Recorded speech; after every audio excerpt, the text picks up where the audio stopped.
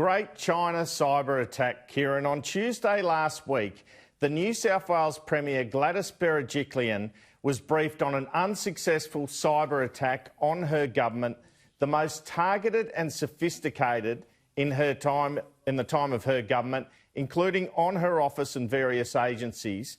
The New South Wales government's own systems thwarted the attack, but the New South Wales government then sent it up the chain to national security agencies.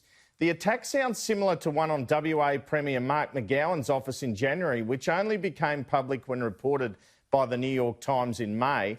The view of the New South Wales government last week, Kieran, was there was no need for any announcement around the attack. Its view was if a breach involved citizens or customers, they would reveal it in a flash, but not if it related to other countries trying to extract intelligence.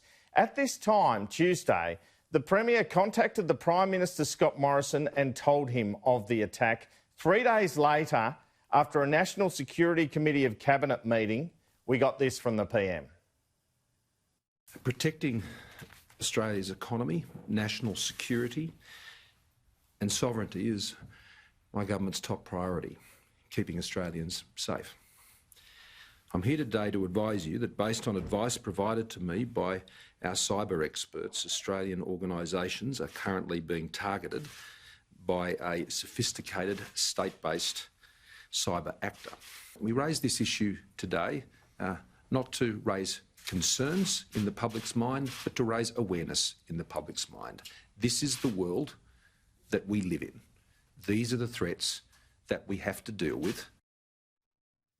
And one senior Liberal has said to me that the PM knows that to be seen to stand up to China works well with the base and is universally domestically popular. But there are cabinet ministers who are nervous about Australia's tactics here. One remarked to me that they wished we would stop antagonising China for fear of further sanctions, such as what we've seen on beef and barley exports, in an already stressed economy. 3 times Australia has poked China in a fortnight. On June 5, Scott Morrison and Josh Frydenberg announced an intention to change our foreign investment laws, clearly aimed at China. On Tuesday night, the Foreign Minister, Marise Payne, gave a speech where she lashed China and Russia for spreading disinformation. And now this statement on Friday, warning of an increased number of cyber attacks on Australian interests in the past few months. One senior government source said to me that if the government were to be really hawkish, they would name China in such statements, and they're not doing that, but everyone knows who it is. But another senior government figure argued to me, Kieran, that China had repeatedly used the pandemic period to launch forays against multiple countries using cyber, assertive diplomacy, economic coercion and denial of responsibility.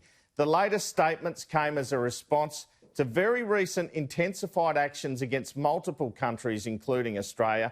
Nevertheless, China is our biggest trading partner. They account for 30% of our exports, worth well over $100 billion a year. Well, the Prime Minister, we know, he said he spoke to Boris Johnson about this issue on Thursday night. The UK Secretary of State, Dominic Raab, was offering his support in a tweet yesterday. But 3.5% of UK exports go to China compared to our more than 30%. We are much more aligned on it. There's the tweet. The UK stands with our Australian friends to condemn the unacceptable cyber attacks against Australia's government and critical infrastructure. We are working with our allies across the globe to hold perpetrators to account and counter and deter further malicious cyber activity.